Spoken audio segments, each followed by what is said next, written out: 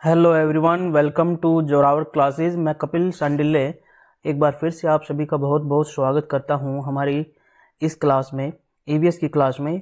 आज हम जो टॉपिक पढ़ने वाले हैं वो बहुत इंपॉर्टेंट टॉपिक है, जो कि सिलेबस में क्लियरली मेंशन है। और टॉपिक का नाम जो है वो है cultural renaissance and social reformers, मतलब सांस्कृतिक पुनर्जागरण एंड द सोशल रिफॉर्मर्स। समाज सुधारक जो है जो हुए हैं, खासतौर से 19th एंड 20th सेंचुरी की हम बात करने वाले हैं। 19th सेंचुरी जो कि 1801 से स्टार्ट होती है, ठीक है, उसके बारे में बात करेंगे। और उससे शुरू करके 1801 से लेकर 1900 तक का जो टाइम है उसको 19th सेंचुरी कहते हैं। और फिर 1901 से लेकर 1947 तक, खासतौर से जो नेशनल मूवमेंट का टाइम है उस समय को हम कहेंगे, उसको इंक्लूड करेंगे इस सभी के अंदर। चलिए, मैं कपिल सांडिल्य आपको ईवीएस करवाता हूं। आप सभी मुझसे काफ़ी टाइम से जुड़े हुए हैं, तो जल्दी से हम टॉपिक को शुरू करते हैं। तो टॉपिक हमारा देखिए, सबसे पहले हम डिस्कस करते हैं कि उस समय पे कंडीशन क्या थी। आज के टाइम पे हम सभी देखते हैं कि गर्ल्स एंड बॉयज़ जो है वो स्कूल जा सकते हैं, ठीक है। इसके अलावा कोएड भी गर्ल्स एंड बॉयज़ पढ़ सकते हैं। और इसके अलावा गर्ल्स यूनिवर्सिटीज़ भी जाती हैं, डॉक्टर का पढ़ाई भी करती हैं, यूनिवर्सिटी भी जाती हैं, ठीक है, पढ़ाती भी हैं। तो क्या पहले भी ऐसा ही था? और ऐसा क्या एक ही रिलीजन में था, या सभी रिलीजन में ऐसा कुछ अलाउड था, या कैसी कंडीशन थी? तो इंडिया में जितने भी रिलीजन से रिलेटेड जो है पक्ष रहे हैं, उन सब के बारे में हम देखें तो ऐसा नहीं था। और इसके अलावा हम आपको से ही पूछना चाहते हैं, क्या आपने कभी ताराबाई शिंदे के बारे में सुना है? उनका क्या कंट्रीब्यूशन है वुमेन एजुकेशन के अंदर? क्या आपने पंडिता रमाबाई के बारे में सुना है? पंडिता रमाबाई। या आपने रोकिया बेगम के बारे में सुना है क्या? रोकिया बेगम, रोकिया हुसैन सखावत बेगम। या आपने शाहजहां बेगम और सुल्तान जहां बेगम के बारे में सुना है? तो आज हम इस टॉपिक में जो है इन्हीं के बारे में कुछ पढ़ने वाले हैं, और बाकी कुछ रिफॉर्म है। और हमारा फोकस जो रहेगा वो अब इस टॉपिक में वुमेन एजुकेशन के रिफॉर्म जो हुए हैं उसके बारे में रहेगा। देखिए, कंडीशन ये थी कि उस समय पर महिलाएं जो थी उनके खिलाफ सोशल इविल्स भी चल रही थी। सोशल इविल्स जैसे कि सती प्रैक्टिस, जिसमें एक महिला के पति की अगर मृत्यु हो जाती है तो उसको उसके साथ जलना होता था, उसकी चिता पर जो है, ठीक है, उस पे उसको अगर वो उठने की कोशिश करती थी तो उसको बांध दिया जाता था, या लठियों से उसको दबा दिया जाता था, उसको उठने नहीं दिया जाता था। इसके अलावा उन महिलाओं की प्रशंसा की जाती थी जो सती होती थी, उनको पवित्र माना जाता था। तो ऐसी प्रैक्टिसेस चल रही थी, जिसकी वजह से हमारी सोसाइटी को अंग्रेज बारबैरिक कहते थे, मतलब बर्बर सोसाइटी है, कि एक आदमी को जिंदा जला रहे हैं, तो ऐसी बर्बर सोसाइटी है। इसके अलावा दूसरा जो कंडीशन यहाँ पे महिलाओं की थी वो थी विडो के रूप में। विडो जो थी, जिसका पति मर गया है, अगर वो विडो के रूप में सती नहीं हुई है तो उसका जीवन नरक से कम नहीं था। उसको जो है, उसका सिर जो है वो मुंडन कर दिया जाता था, उसके हेयर कट कर दिए जाते थे, उसको ऐसे ही रहना होता था सफ़ेद कपड़े पहन के। वो किसी भी तरह का श्रृंगार नहीं कर सकती है, अपने कमरे से बाहर नहीं जा सकती है, किसी फंक्शन में पार्टिसिपेट नहीं कर सकती है, गली से नहीं गुजरती है, और उसकी छाया को जो है भी पोल्यूटेड माना जाता है। She is considered as impure and evil, मतलब उसकी छाया और उसकी शकल, उसकी परछाई भी नहीं किसी को देखनी है, उसको एविल के रूप में ट्रीट किया जाता था। तो ऐसी कंडीशन जो है वो महिलाओं को फेस करनी पड़ रही थी। और वो एजुकेशन से डिप्राइव की गई थी। तो डिप्राइवेशन मतलब उसको वंचित किया जाता था एजुकेशन से। एजुकेशन ना होने की वजह से वो सक्षम भी नहीं बन पाती थी। तो ऐसी कंडीशंस के अंदर जो है वो जी रही थी, और ऐसी कंडीशन जो है उसको सुधार करने की कोशिश की गई 19th सेंचुरी में। किस के द्वारा? काफ़ी लोग हैं, जैसे मैंने बताया ताराबाई शिंदे, उनके द्वारा, राजा राम मोहन राय के द्वारा, आर्य समाज के द्वारा, स्वामी दयानंद सरस्वती। तो कुछ टॉपिक हमने नेक्स्ट अलग वीडियोज़ में जो है वो इंक्लूड कर दिए हैं। तो रिलीजन से रिलेटेड जो भी रिफॉर्म हुए हैं वो हमने आपको पहले ही प्रोवाइड कर दिए हैं। इसके अलावा खासतौर से इसमें ब्रह्म समाज, ठीक है, ब्रह्म समाज हम कर चुके हैं। इसके अलावा एक और आर्य समाज और एक थियोसॉफिकल सोसाइटी, वो अलग से प्रोवाइड किया जाएगा, ठीक है। ये रिलीजन से रिलेटेड जो बिग रिफॉर्म हुए हैं वो हम आपको पहले ही इनमें से कुछ प्रोवाइड कर चुके हैं। उसके अलावा विमेन एजुकेशन, और जो फोकस है कास्ट सिस्टम जो है और इसके बेस पे जो डिस्क्रिमिनेशन होता है, इसके को रिमूव करने के लिए जो है हम कोशिश करेंगे कि आप सबको जो है ये चीज़ें प्रोवाइड करवा दें, जो कि जल्द ही आपको जो है अपलोड कर दी जाएगी। अब बात करते हैं हम एक महिला के बारे में जिनका नाम है सावित्री बाई फुले। क्या आपने इनके बारे में पढ़ा है? अगर नहीं पढ़ा है तो कोई परेशानी वाली बात नहीं, हम आपको इनके बारे में पढ़ाने वाले हैं। चलिए हम देखते हैं कि उस समय जो कंडीशन थी, women education is the focus point in this video. तो उस समय पे जो कंडीशंस थी उसमें देखिए हमारा जो फोकस हुआ सामाजिक सुधार आंदोलन का, the social reform have focus on, किस चीज पे फोकस था? Caste system. और कास्ट सिस्टम अगर ठीक हो तो भी देखा जाए discrimination on the basis of caste. तो कास्ट के बेस पे जो भेदभाव होता था, जाति व्यवस्था के बेस पे जो भेदभाव होता था, उसको फोकस किया गया सोशल रिफॉर्म्स के अंदर। दूसरा, सोशल इविल्स अगेंस्ट वुमेन, जो महिलाओं के खिलाफ सामाजिक बुराइयां उस समय समाज में थी, जैसे डाउरी सिस्टम है या सती सिस्टम है, या विधवा को विवाह नहीं किया जाने देता, शिक्षा नहीं दी जाती है उनको, ठीक है। तो इस तरह की जो इविल्स जो थी उसको दूर करने का दूसरा फोकस रहा। तीसरा, रिफॉर्म इन रिलीजन, जो धर्म में जो रिचुअल्स पाखंड जो है वो आ गए थे, रीति रिवाज और रिचुअल्स और जो कर्म कांड आ गए थे, उनको सुधार करना था। उसके बाद एजुकेशन ऑफ वुमेन, और वुमेन को एजुकेशन प्रोवाइड करनी थी। तो ये सारे फोकस हमारे रहे। अब देखते हैं कि एजुकेशन के मामले में उस समय पे जो लोग थे क्यों नहीं पढ़ाना चाहते थे लेडीज को या गर्ल्स को। Fear of people regarding girls education, कौन कौन से फियर थे? ये फियर एक आदमी के नहीं थी, पूरे समाज में ये चीजें जो है सोच व्याप्त थी। पहला, travelling through public places in order to reach school. देखिए स्कूल तक पहुंचने के लिए सार्वजनिक स्थलों से यात्रा करना पड़ेगा। तो इसकी वजह से जो है लोग जो है इससे हिचकते थे कि लड़कियों को जो पब्लिक प्लेसेस से गुजरना पड़ेगा तो वो सेफ है या नहीं है, तो ये उनके मन में दिक्कत रहती थी। इसके अलावा एक और सोच थी, it could have corrupting influence on girls, मतलब इससे लड़कियों पर भ्रष्ट प्रभाव पड़ेगा, वो अपने जो घरेलू काम है उनको नहीं करेंगी और जो है वो इसकी वजह से उनका बिहेवियर करप्ट हो जाएगा, तो जो उनकी घरेलू जो जिम्मेदारियां हैं उनसे वो दूर हो जाएंगी। इसके अलावा thinking that girls should stay away from public places, एक सोच थी कि लड़कियों को सार्वजनिक स्थलों से दूर रहना चाहिए, पब्लिक प्लेसेस से दूर रहना चाहिए, इसलिए जो है वो उनको बाहर नहीं जाने देना चाहते थे, कि वो उनको घर पे ही रहना चाहिए। एक थिंकिंग ये भी थी। और देखिए that is the reason why most educated women were taught at home by expert. तो जो मोस्ट एजुकेटेड वुमेन थी उस समय की, उनको घर पे ही एक्सपर्ट टीचर पढ़ाने आते थे, ना कि वो बाहर जाती थी।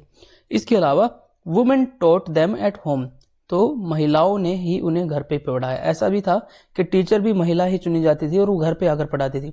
यही कारण ज्यादातर शिक्षित महिलाओं को घर पर विशेषज्ञ या एक्सपर्ट टीचर द्वारा जो है घर पे ही पढ़ाया जाता था। तो इस तरीके से उनकी शिक्षा दी जाती थी। और तो आम जो परिवार थे उसमें तो शिक्षा होती ही नहीं थी, लेकिन जो उच्च परिवार की महिलाएं थी, चाहे वो किसी भी धर्म में, हिंदू धर्म में या मुस्लिम धर्म में, एरिस्टोक्रेट फैमिली जो मुस्लिम थी, उनको कुरान की शिक्षा घरों पे ही दी जाती थी, ठीक है। और जो कुलीन वर्ग था हिंदू धर्म में, उनकी भी उच्च वर्ग था, उनकी महिलाओं को भी एट होम जो है एजुकेशन दी जाती थी, ठीक है। तो आम लोगों को या बाहर जो है एजुकेशन देने जाने की कोई व्यवस्था नहीं थी और उनको अलाउड भी नहीं किया जाता था। अब देखते हैं कि कौन बीड़ा उठाता है। तो हमने देखा कि राजा राम मोहन राय, जिनको जो हम डिस्कस कर चुके हैं, उनके बारे में एक और व्यक्ति के बारे में डिस्कस करते हैं, ईश्वर चंद्र विद्यासागर। ईश्वर चंद्र विद्यासागर एक महान समाज सुधारक थे। He was a great social reformer in Bengal. तो इनकी जो सीट ऑफ रिफॉर्म है वो बंगाल में है, खासतौर से कलकत्ता में, ठीक है।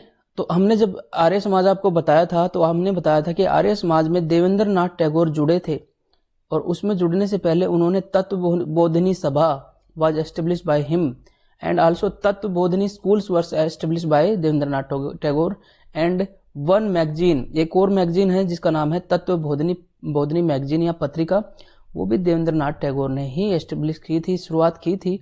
तो इस स्कूल में, तत्वबोधिनी स्कूल में, ईश्वर चंद्र विद्यासागर कुछ समय तक टीचर रहे हैं। तो सारे सोशल रिफॉर्मर्स एक दूसरे से जुड़े भी रहे, एक दूसरे से सीखा भी, और जनरेशन टू जनरेशन जो है, न्यू जनरेशन को जो है मैसेज जो है देने का काम इन्होंने किया। तो वो शिक्षक रहे कहाँ पर? तत्वबोधिनी स्कूल में, देवेंद्र नाथ टैगोर के द्वारा स्थापित किया गया। तो इनके गतिविधि का केंद्र कौन सा था? कलकत्ता था। Established school for girls in Calcutta. तो who established school for girls in Calcutta? Ishwar Chandra Vidyasagar established school for girls in Calcutta. लड़कियों के लिए स्थापित किया गया स्कूल कलकत्ता में। अब देखिए 1856 में इनके द्वारा एक और कंट्रीब्यूशन किया गया। एक तो गर्ल्स एजुकेशन पर इनका बहुत ज़्यादा फोकस रहा, और दूसरा विडो रीमैरिज के लिए वो बहुत ज़्यादा एफर्ट कर रहे थे। तो he helped in passing of window remarriage act by Lord Canning. तो लॉर्ड कैनिंग उस समय पे गवर्नर जनरल ऑफ इंडिया थे। उन्होंने 1856 में विडो रीमैरिज एक्ट पास किया, विधवा पुनर्विवाह अधिनियम।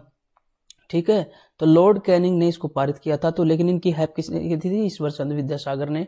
तो देखिए इन एक परिपाटी बन गई थी, ट्रेडिशन बन गया था, जैसे कि राजा राम मोहन राय ने शुरू किया था कि जो भी एविल होती थी महिलाओं के खिलाफ, वो पुराने वैदिक जो लिटरेचर है, वैदिक साहित्य है, उससे एग्जाम्पल देते थे कि देखिए ये यहाँ पर बिल्कुल भी नहीं है और ये एक एविल है। जैसे सती प्रथा वैदिक सभ्यता में कहीं मेंशन नहीं है, विधवा पुनर्विवाह वहां होता था, अभी बंद कर दिया गया है, तो वो इस चीज को दिखाते थे।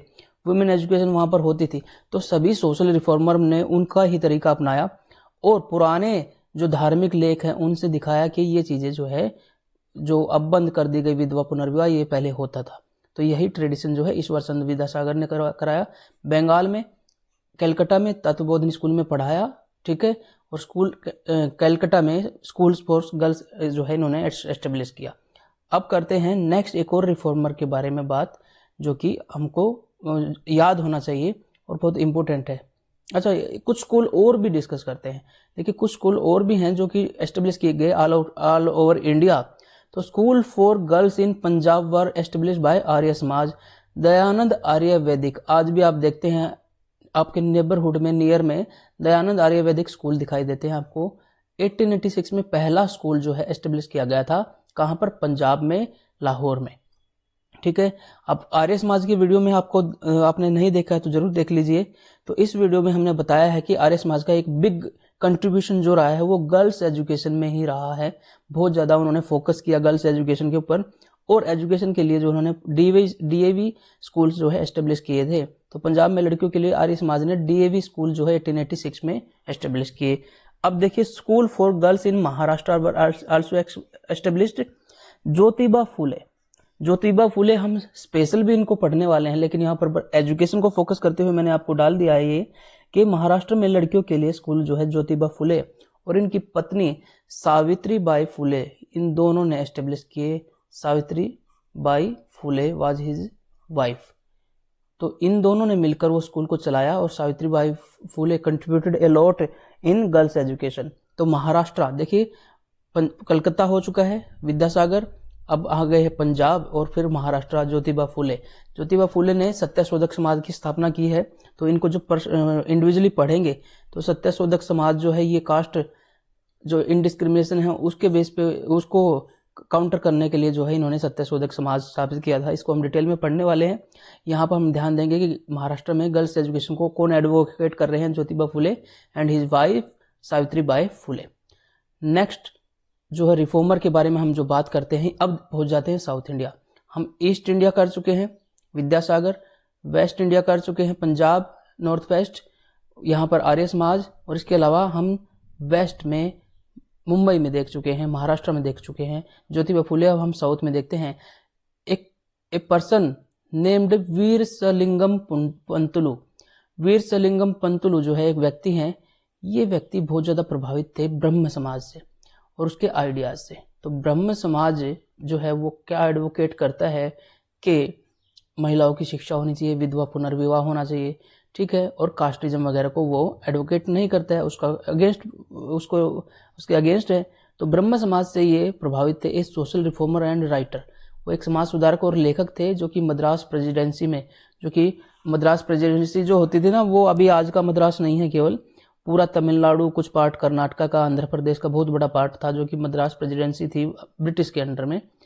ही is considered as the father of the Telugu renaissance. तो ये जो है ना, फादर ऑफ तेलुगु रेनेसेंस कहा जाता है इनको। तेलुगु पुनर्जागरण आंदोलन के जनक इनको कहा जाता है, वीरसलिंगम पंतुलु को।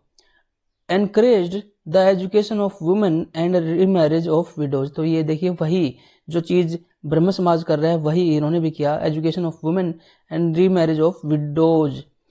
महिलाओं की शिक्षा और विधवाओं के पुनर्विवाह को इन्होंने प्रोत्साहित किया। ठीक है, अब एक और चीज, ही फाउट अगेंस्ट चाइल्ड मैरिज, तो बाल विवाह जो कुरीति, जो सोशल इविल थी, उसके खिलाफ भी इन्होंने काम किया। एंड द डॉवरी सिस्टम, और जो दहेज प्रथा है, ठीक है, बाल विवाह और दहेज प्रथा के खिलाफ इन्होंने काम किया। अब देखिए, इन्होंने एक स्कूल एस्टेब्लिश किया जिसपे हमने फोकस करना है। कहां पर? धौलीश्रम नामक स्थान पर 1874 में a school was establish by him, Veeresalingam Pantulu. ठीक है, हम बार बार नाम इसलिए ताकि आपको ये फेमिलियर हो जाए, खूब इजी हो जाए। Constructed a temple known as Brahmo Mandir in 1887, तो 1887 में ब्रह्म मंदिर जो है इनके द्वारा जो है एस्टेब्लिश किया गया था, क्योंकि ब्रह्म समाज से थे, तो ब्रह्म समाज को जो है ये बहुत ज्यादा मानते थे। अब देखिए, हितकर्णी स्कूल, एक स्कूल, हितकर्णी जो है स्कूल जो है आंध्र प्रदेश में 1908 में एस्टेब्लिश बाय हिम। तो अब फिर से एक बार रिवाइज करते हैं कि इन्होंने तेलुगु रेनेसेंस के फादर कहे जाते हैं, पुनर्जागरण, तेलुगु पुनर्जागरण के आंदोलन के जनक हैं। इसके अलावा समाज सुधारक, लेखक हैं, मद्रास प्रेसिडेंसी में है। अब महिलाओं की एजुकेशन और विडो रीमैरिज को ये प्रमोट करते हैं, चाइल्ड मैरिज के अगेंस्ट है और दहेज प्रथा, डाउरी सिस्टम के अगेंस्ट है। इन्होंने स्कूल एस्टेब्लिश किया कहां पर? धौलीश्रम में, तो इस 1874 में, और एक टेम्पल बनवाया 1887 में जिसका नाम है ब्रह्म मंदिर, और 1908 में हितकर्णी स्कूल एस्टेब्लिश किया। तो महिलाओं के लिए स्कूल भी एस्टेब्लिश किया है इन्होंने। ठीक है, महिलाओं की एजुकेशन पे एडवोकेसी इन्होंने की। अब बात करते हैं एक और सोशल रिफॉर्मर के बारे में जो है मुमताज अली। तो it is not that only in Hindu religion the reforms were taking place, reforms were also taking place in other religion like Muslim धर्म। तो मुस्लिम धर्म में देखिए, ये देवबंद से रिलेटेड एक व्यक्ति हैं जिनका नाम है Mumtaz Ali. He was a social reformer, ठीक है, समाज सुधारक हैं, who interpreted versus from Holi book Quran in which advocacy for women education was given. तो इन्होंने क्या किया कि जो कुरान है, जो होली बुक ऑफ मुस्लिम है, इस्लाम है, उसके कुछ आयतों को, वर्सेज को जो है इंटरप्रेट किया, उनकी व्याख्या की, और उन्होंने उन्हीं वर्सेज को जो है जो इंटरप्रेट करके दिखाया, जिसके अंदर वुमेन एजुकेशन को प्रमोट करने, एडवोकेसी, वकालत की गई थी। तो उन्होंने कहा वुमेन को एजुकेशन देनी चाहिए। देखिए, कुरान में भी लिखा हुआ है। वह एक समाज सुधारक थे जिन्होंने पवित्र पुस्तक कुरान के छंदों यानी कि आयतों की व्याख्या की, जिसमें महिला शिक्षा की वकालत की गई थी। तो मुमताज अली, आप जरूर इसको याद रखिए, क्योंकि ये जो एक ऐसी पर्सनालिटी है जो लेस नोन है, but this is now included in syllabus. अब देखिए, एक और बहुत इंपॉर्टेंट टॉपिक हम करने जा रहे हैं, बेगम ऑफ भोपाल। ठीक है, देखिए, भोपाल में एक समय ऐसा आया कि वहां पर बेगम जो है राज किया करती थी, और मातृवंशिकता यानी कि मैट्रियार्की वहां पर सरफेस पे जो है डोमिनेंट हो गई थी। उन्होंने क्या किया, प्राइमरी स्कूल एस्टेब्लिश किए गए, कहां पर? अलीगढ़ में। अलीगढ़ में प्राइमरी स्कूल किसने एस्टेब्लिश किए? बेगम ऑफ भोपाल में। देखिए, कुछ बेगम है, जैसे कुदसिया बेगम, इनके जब हस्बैंड की डेथ हो जाती है तो वो सिकंदर बेगम को जो है अगली बेगम घोषित, वो अगला सुल्तान घोषित कर देती है वहां की, और ये छोटी थी तो इनको जो है वो प्रोटेक्ट करती है। ठीक है, तब तक ये इनकी वो रहती हैं, रेजिडेंट रहती है, इनकी संरक्षक रहती हैं और राजपाट संभालती है। उसके बाद सिकंदर बेगम आती हैं, जो कि इन दोनों बेगम से जो है ये बेस प्रोवाइड करती हैं जो नेक्स्ट बेगम आने वाली हैं उनके लिए, जो कि अब एजुकेशन में रिफॉर्म करेंगी, और उनके बारे में हम थोड़ा सा देख लेते हैं कौन कौन सी है। देखिए, शाहजहां बेगम और सुल्तान जहां बेगम, दोनों को याद रख लीजिए। मैं इसका हिंट बताता हूं। शाहजहां, सुल्तान थे ना, तो सुल्तान शाहजहां, इनको याद रखिए। तो शाहजहां सुल्तान, तो देखिए शाहजहां बेगम और सुल्तान जहां बेगम, इन दोनों के बारे में आपको बहुत ज्यादा अच्छे से पता होना चाहिए। शाहजहां बेगम और सुल्तान जहां बेगम, इन्होंने क्या किया? देखिए, सांची आपने सुना है, सांची एक वेरी इंपॉर्टेंट प्लेस है, कहां पर? एमपी में, ठीक है, मध्य प्रदेश में। और यहाँ पर सांची का स्तूप है जो कि यूनेस्को की विरासत में अभी भी है। तो ब्रिटिश काल ये चल रहा है, देख लीजिए इनका टाइमिंग जो है, ब्रिटिश काल चल रहा है। तो यहाँ पर अंग्रेज और फ्रांसीसी लोग क्या चाहते थे कि सांची का जो इतना बढ़िया स्तूप है, जो सबसे अच्छे, ज्यादा कंडीशन में सबसे इंपॉर्टेंट स्तूप है, तो उसके आस पास जो तोरण द्वार बनाए गए थे, जो एंट्री गेट बनाए गए थे, वो बड़े अच्छे तरीके से जो है उनको डिजाइन किया गया था, वो उसको लेके जाना चाहते थे अपने म्यूजियम के अंदर, अपने देश में। तो इन्होंने उसको प्रोटेक्ट किया और प्रोटेक्ट करके क्या क्या किया, प्लास्टर ऑफ पेरिस के वैसा ही बनवाकर उनको दिया कि इसको मत लेके जाइए, हम प्लास्टर ऑफ पेरिस का आपको एक डिजाइन ऐसा ही बनवा के दे देते हैं। और इस तरीके से हमारा एक बड़ी हेरिटेज उन्होंने बचाई। इसके अलावा उनकी प्रोटेक्शन के लिए, उनकी मरम्मत के लिए उन्होंने मनी जो है वो डोनेट की, वहाँ पर म्यूजियम भी बनवाया, लाइब्रेरी भी बनवाई। तो इतनी सारी चीज़ें इन दोनों ने बनवाई थी। तो ये तो इनका कंट्रीब्यूशन हो ही गया। अब एजुकेशन में देखते हैं। देखिए खास तौर से सुल्तान जहां बेगम, ठीक है, इन्होंने जो है स्कूल एस्टेब्लिश किए। कहाँ पर? अलीगढ़ प्राइमरी स्कूल जो है एस्टेब्लिश किए गए थे अलीगढ़ में प्राथमिक शिक्षा के लिए। इसके अलावा देखिए और भी चीज़ें हैं, मैं आपको बता देता हूँ सुल्तान जहां बेगम के बारे में। She was a great reformer. देखिए रूलर तो है ही है, एक ग्रेट रिफॉर्मर, ये महान सुधारक है, समाज सुधारक है। Establishing free and compulsory primary education in 1918। Aligarh में जो है इन्होंने विशेष रूप से मुफ्त और अनिवार्य प्राथमिक शिक्षा की स्थापना की। मुफ्त और अनिवार्य प्राथमिक शिक्षा भारत आज़ाद होने के बाद जो है शुरू की गई हालांकि, लेकिन यहाँ पर पहले एस्टेब्लिश कर दी गई। तो ये क्वेश्चन बहुत इंपॉर्टेंट बन जाता है क्योंकि फीमेल से ओरिएंटेड है, फीमेल पे फोकस है, focus specially on female education. इन्होंने स्पेशली जो है महिला शिक्षा पर विशेष ध्यान दिया था। Built many technical institutes and school and increase the number of qualified teacher. इन्होंने काफ़ी जो है तकनीकी संस्थानों को एस्टेब्लिश किया, स्कूलों को, और योग्य शिक्षकों की संख्या में वृद्धि की। अब देखिए she was the founding chancellor of Aligarh Muslim university. Aligarh Muslim university जिसको AMU कहा जाता है शॉर्ट में, और अलीगढ़ मुस्लिम यूनिवर्सिटी की फाउंडिंग, जब उसको फाउंड किया गया, फाउंडेशन की गई उसकी, तो वो फाउंडिंग मेंबर थी, फाउंडिंग चांसलर थी, अलीगढ़ मुस्लिम विश्वविद्यालय की संस्थापक कुलपति थी।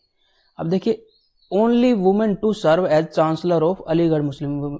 देखिए 2020 तक अकेली ऐसी महिला थी वो जो अलीगढ़ मुस्लिम विश्वविद्यालय के चांसलर के रूप में जिन्होंने काम किया है। तो काफ़ी इनका जो है कंट्रीब्यूशन रहा। फिर से मैं रिवाइज करवाता हूँ। ग्रेट रिफॉर्मर है सुल्तान जहां बेगम, भोपाल, ठीक है, कि बेगम में एक है। अलीगढ़ में उन्होंने जो है प्राइमरी स्कूल फ्री और कंपल्सरी प्राइमरी एजुकेशन के लिए जो है अलीगढ़ में स्कूल एस्टेब्लिश किया, फीमेल एजुकेशन को फोकस करते हुए खासतौर से। बिल्ट मैनी टेक्निकल इंस्टीट्यूट, बहुत सारे तकनीकी संस्थान और स्कूलों की वृद्धि की गई, योग्य शिक्षकों की संख्या में वृद्धि हुई। Founding chancellor of Aligarh Muslim university, तो जो अलीगढ़ मुस्लिम यूनिवर्सिटी है उसकी फाउंडिंग चांसलर भी हो रही है। इसके अलावा वो ओनली वुमन है, एक अली महिला है जिन्होंने अलीगढ़ मुस्लिम विश्वविद्यालय के चांसलर के रूप में काम किया है 2020 तक, ठीक है। उससे उस बीच में कोई और महिला उसकी चांसलर नहीं बनी। अब नेक्स्ट बात करते हैं एक और रिफॉर्मर के बारे में, वेरी इंपॉर्टेंट। तो देखिए मुस्लिम धर्म से रिलेटेड कितने सारे रिफॉर्मर हुए हैं। बेगम रोकिया सखावत हुसैन, बेगम रोकिया सखावत हुसैन, फिर से मैं रिपीट करता हूँ, बेगम रोकिया सखावत हुसैन। तो ये जो है ना, इनका जो सीट थी वो बंगाल में खास तौर से थी। बिहार, बंगाल, बिहार का कुछ पार्ट जो है वो उसके अंदर इंक्लूडेड था। अब देखिए school for Muslim girl in Patna and Calcutta है। She establish schools for girls, Muslim girls, खासतौर से मुस्लिम गर्ल्स के लिए Patna and Calcutta. Critic of conservative ideas, जो रूढ़िवादी विचार थे ना उनकी आलोचक थी। जो पुराने दकियानुसी विचार होते हैं, महिलाओं के खिलाफ जो है उनको पढ़ाई से वंचित रखते हैं, तो ऐसे विचारों के ये खिलाफ थी, ठीक है। तो उनके देखिए Begum Rokeya Sakhawat Hussain was had very big contribution for Muslim girls education and she built schools in Patna and Calcutta for them, ठीक है। अब देखिए सावित्री बाई फुले, ये बहुत ज्यादा इंपॉर्टेंट रहेगा। सावित्री बाई फुले, मैंने बताया था कि ज्योतिबा फुले जिन्होंने सत्यशोधक समाज की स्थापना की है, ठीक है। देखिए इनके नाम से डाक टिकट भी जारी हो चुका है भारत सरकार की तरफ से, इसलिए मैंने इसको इंक्लूड किया यहाँ पे। She was an Indian social reformer, वो एक भारतीय समाज सुधारक थी। एजुकेशनिस्ट थी, शिक्षाविद थी, पढ़ी लिखी थी, पढ़ाती भी थी। एंड पोएट्रेस फ्रॉम महाराष्ट्र, और महाराष्ट्र की एक कवित्री भी थी। She is regarded as the first female teacher of India. कौन? सावित्री बाई फुले जो है, she is regarded as the first female teacher of India. अब उन्हें भारत की पहली महिला शिक्षक माना जाता है जो स्कूल में पढ़ा रही थी। Along with her husband Jyotirao Phule, she played an important and vital role in improving women's right in India. तो अपने हस्बैंड के साथ जो है, अपने पति ज्योतिराव फुले के साथ उन्होंने भारत में महिलाओं के अधिकारों को बेहतर बनाने में महत्वपूर्ण भूमिका निभाई। She is regarded as mother of Indian feminism. तो भारत में नारीवाद की मदर, जननी इनको कहा जाता है। मतलब फेमिनिज्म की जो भावना आई, नारी उत्थान की जो भावना आई नारीवाद की, इसकी मदर इनको कहा जाता है। By the end of 1851 Savitri by and Jyotirao Phule were running 3 different school for girls इन पुणे। तो देखिए इनकी सीट कहाँ पे है? पुणे, महाराष्ट्र में। ये ध्यान रखेंगे, जब सावित्री बाई फुले ने कहाँ पर महिलाओं के लिए, लड़कियों के लिए स्कूल एस्टेब्लिश किए? वो पुणे में किए। और देखिए 3 स्कूल एस्टेब्लिश किए गए थे इनके द्वारा बाय द एंड ऑफ 1851। तो अब देखिए एक और चीज मैं आपको बताना चाहूंगा कि इन स्कूलों में बॉयज का एनरोलमेंट, इनके स्कूलों में बॉयज का एनरोलमेंट से ज्यादा लड़कियों के एनरोलमेंट हो गए थे। लड़कियों को ज्यादा जो है प्रेफरेंस दिया करते थे। तो अब देखिए लड़कियों के लिए 3 अलग अलग स्कूल पुणे में इन्होंने एस्टेब्लिश कर दिए हैं। तो ये सारी चीजें आपको जो है सावित्री बाई फुले के बारे में पता होनी चाहिए। इसके अलावा सावित्री बाई फुले से जो है ताराबाई शिंदे जो है वो भी उनके साथ मिलकर काम कर रही थी। ठीक है, ताराबाई शिंदे और सावित्री बाई फुले को बहुत ज्यादा हेल्प करती है वुमेन एजुकेशन के बारे में। अब बात करते हैं ताराबाई शिंदे के बारे में। She was a well educated women, Poona में ही थी। तो मैंने कहा कि सावित्री बाई फुले उन्होंने स्कूल एस्टेब्लिश किए गए हैं पूना में। तो यहाँ पर एक और महिला थी, वेल एजुकेटेड वुमेन थी, जिनका नाम है Tarabai Shinde. She wrote a book स्त्री पुरुष तुलना, उन्होंने एक पुस्तक लिखी जिसका नाम है स्त्री पुरुष तुलना। तो इस पुस्तक में जो है स्त्री और पुरुष के बारे में बीच में तुलना की गई है और उन विचारों को दूर करने की कोशिश की गई है, जिसमें ये कहा गया है कि भी स्त्री जो है वो पुरुष से हीन है या इन्फीरियर है, जैसा कि माना जाता था उस समय पर। तो उन्होंने कहा इन्फीरियर नहीं है। तो स्त्री पुरुष के कार्यों की तुलना, उनकी क्षमताओं की तुलना की गई। She was founding member of Satyashodhak Samaj. तो सत्यशोधक समाज जो कि ज्योतिबा फुले द्वारा स्थापित किया गया था। ज्योतिबा फुले ने सत्यशोधक समाज की स्थापना की थी महाराष्ट्र के अंदर। तो इसके बारे में हम डिटेल में पढ़ने वाले हैं। तो she was founding member of Satyashodhak Samaj. तो मैंने कहा कि सावित्रीबाई फुले से ये टच में थी और उनके साथ मिलकर सहयोग क्या करती थी, काम किया करती थी, महिलाओं के बारे में खासतौर से। अब देखिए इन्होंने, ये एक सुशिक्षित महिला है, पूना में है, स्त्री पुरुष तुलना, और इसके अलावा सत्यशोधक समाज में जो है वो महिलाओं के अधिकारों के लिए, उनके एजुकेशन के लिए, विडो रीमैरिज के लिए, हर चीज के लिए उन्होंने काम किया था। विडो के अधिकारों के लिए, विडो के रीमैरिज के लिए, एजुकेशन के लिए और इक्वेलिटी के लिए इन्होंने बहुत ज़्यादा काम किया। तो ये बहुत ज़्यादा इंपॉर्टेंट क्वेश्चन यहाँ पे बन जाता है। ठीक है, ये सब सिलेबस में इंक्लूडेड है, इसलिए आपको करवाया जा रहा है। अब है एक और महिला, Pandita Ramabai. You must have heard about her. अगर नहीं सुना है तो कोई बात नहीं, इंपॉर्टेंट है इसलिए इसको इंक्लूड किया है। देखिए women right and education activist है, वो महिला अधिकार और शिक्षा से रिलेटेड कार्यकर्ता रही पंडिता रमाबाई। बहुत इंपॉर्टेंट रहता है ये। ठीक है, पंडिता क्यों कहा जाता है, इनको सरस्वती क्यों कहा जाता है, वो हम आपको बताएंगे। A pioneer in education and emancipation of women in India and a social reformer. Bharat में महिलाओं की शिक्षा और मुक्ति और एक सामाजिक कार्यकर्ता के रूप में वो अग्रणी मानी जाती हैं। उनकी शिक्षा, उनकी मुक्ति, उनके अधिकारों के लिए और सामाजिक कार्यकर्ता के रूप में इनको अग्रणी माना जाता है। फर्स्ट वुमेन है जिनको टाइटल दिया गया पंडिता का। पंडिता का जो टाइटल दिया जाता था ना, वो संस्कृत की जो पढ़ाई करते हैं उनको दिया जाता है। ठीक है, तो पंडित की एक डिग्री होती है, तो संस्कृत स्कॉलर को दिया जाता है। तो ये पहली महिला है जिनको पंडित की उपाधि दी गई थी। कलकत्ता विश्वविद्यालय से पढ़ी हुई है और वहां उनको पंडित की जो है संस्कृत विद्वान थी वो।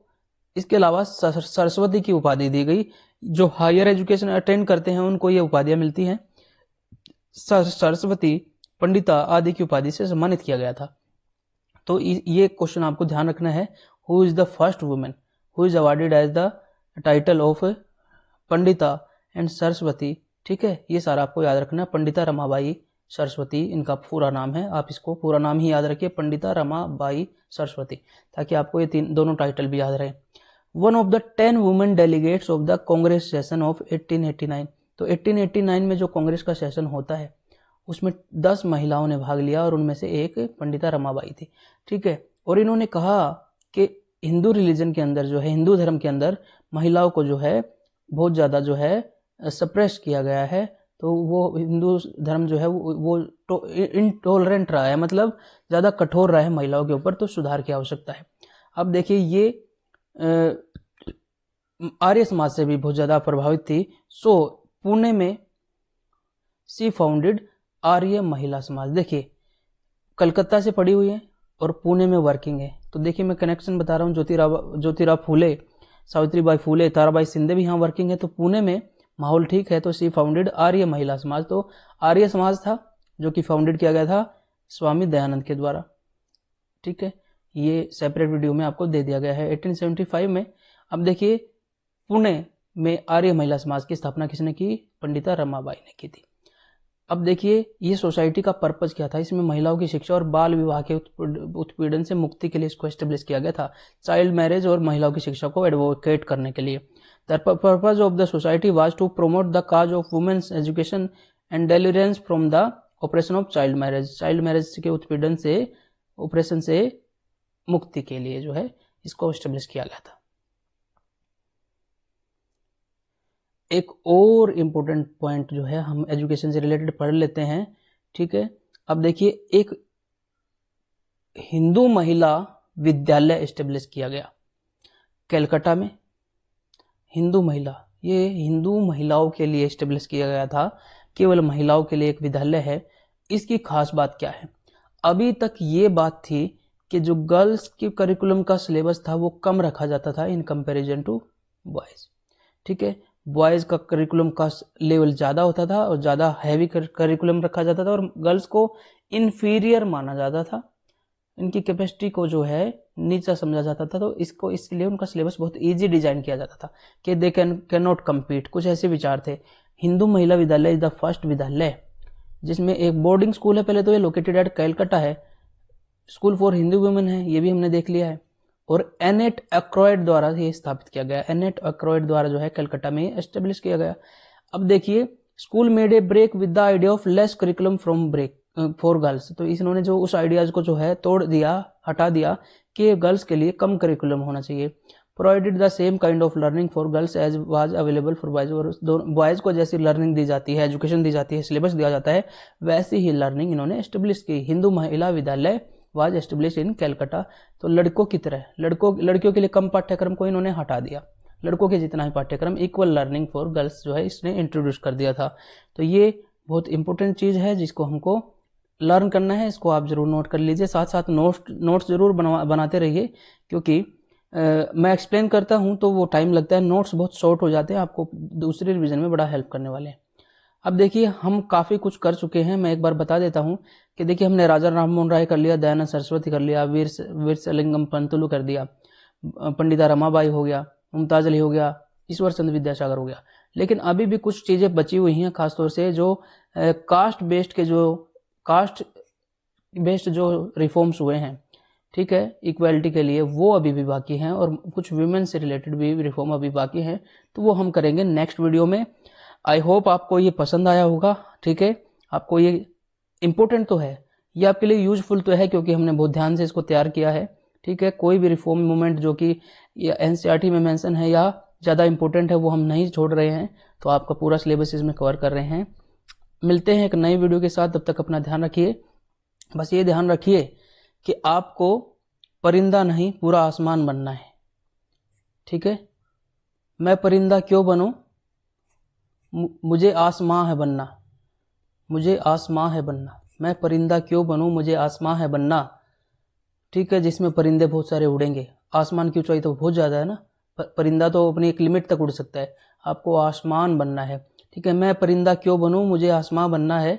मैं पन्ना क्यों बनूं? मैं एक पन्ना क्यों बनूं? मुझे दास्तान बनना है। तो यही जज्बा बना के रखिए, खुद पे भरोसा रखिए, खुद की लिमिट्स को तोड़ते रहिए रोजाना पढ़ने की। ठीक है, कोई आपको कामयाब होने से नहीं रोक सकता। कोई कहता है यू कैन नॉट डू, ठीक है, यू कैन नॉट डू, तो आप 2 बार डू इट ट्वाइस। एक बार तो तुक्का मान लिया जाता है, जैसे कि अब्दुल कलाम जी ने कहा है कि एक बार तो आपकी सक्सेस को लोग तुक्का मान लेते हैं, ठीक है, कि बाय चांस हो गया, लेकिन जब दूसरी बार सक्सेस नहीं दिखाओगे तब तक आपका पोटेंशियल दुनिया नहीं मानेगी। तो आज भले जो कहे दुनिया, कल झुके बिना नहीं रहेगी। ध्येय एक है, लक्ष्य एक है, जब तक ध्येय न पूरा होगा पग की गति न रुकेगी।